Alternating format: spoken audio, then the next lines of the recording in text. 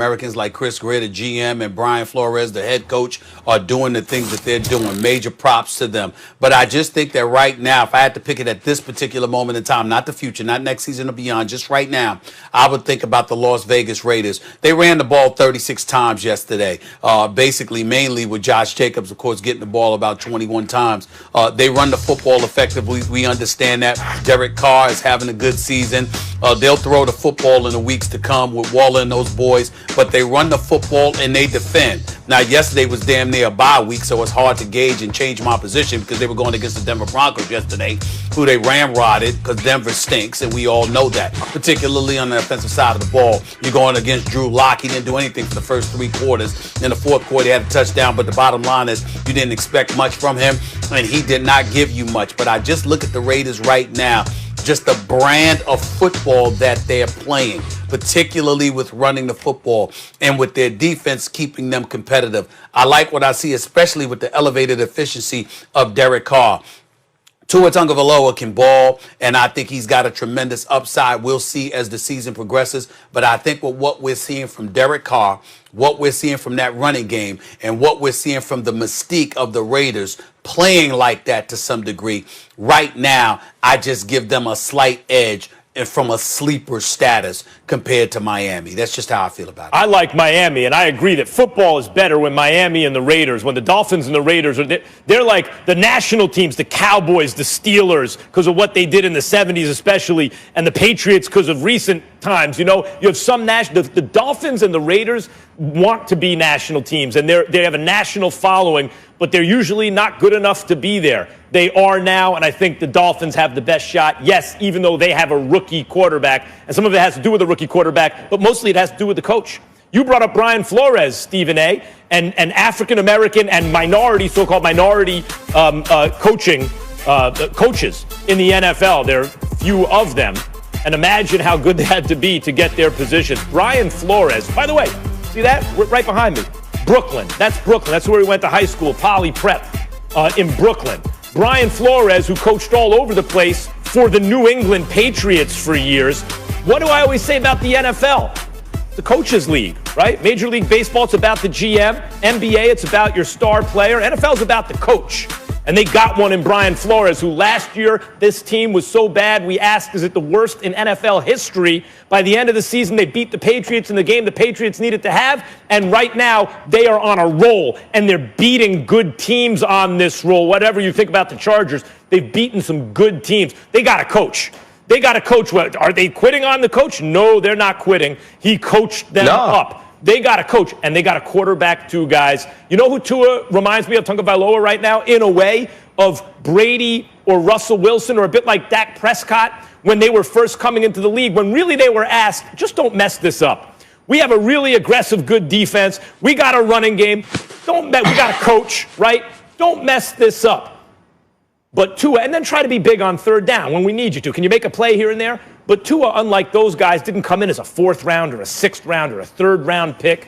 He came in as a very high 1st round pick who, had it not been for his injury, may have been the 1st overall pick, right? He came in with the knowledge. We've seen him in big games in college. We know he has upper echelon talent. So not only is he right now just game manage. Just don't mess this up. Let the defense do its thing. Let the running game do its thing.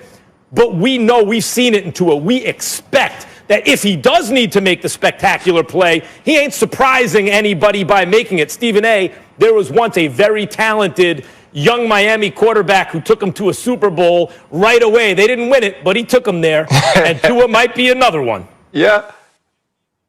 Hey, listen, I hear you guys. I think both of these teams have opportunities to make some noise going down the stretch of the season. Also in the playoffs, you look at the Raiders. The Raiders are the only team to beat the Kansas City Chiefs. And now you watch this last stretch that the Miami Dolphins have been on, especially now inserting Tua Tagovailoa and us watching him do a little bit more each and every week. And absolutely, when you think about the coaching of Brian Flores, the way he kept this team together down the stretch last year, the way that he's coached this team and making the difficult decision to move from Ryan Fitzpatrick, who was playing pretty well throughout this season, had this team at 500 on to Tua Tagovailoa because they felt like his ceiling was higher.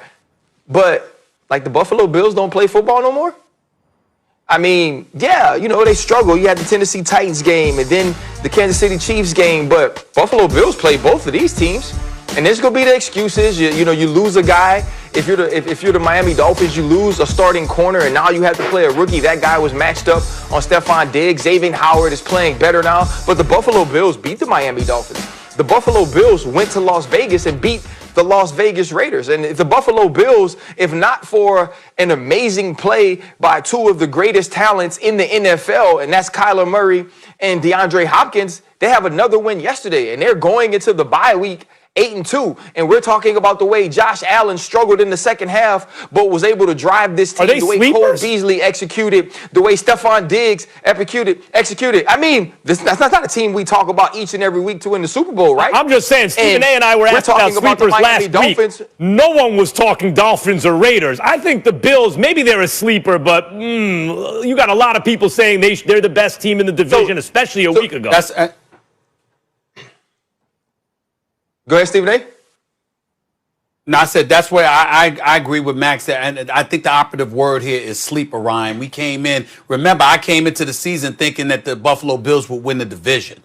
Well, we didn't see Miami coming this quickly, and we didn't see the Raiders. And while we can praise Brian Flores, and I'm going to, I love doing that, I cannot ignore the job that John Gruden has done along with Mike Mayock. They've done a good job in Oakland. And I tell you right now, let's think about Antonio Brown for a second. Yeah, you in Tampa now, but you making basically $1 million to $2 million, where all you had to do was shut up for 4 days and you would have been making $29 million in Las Vegas.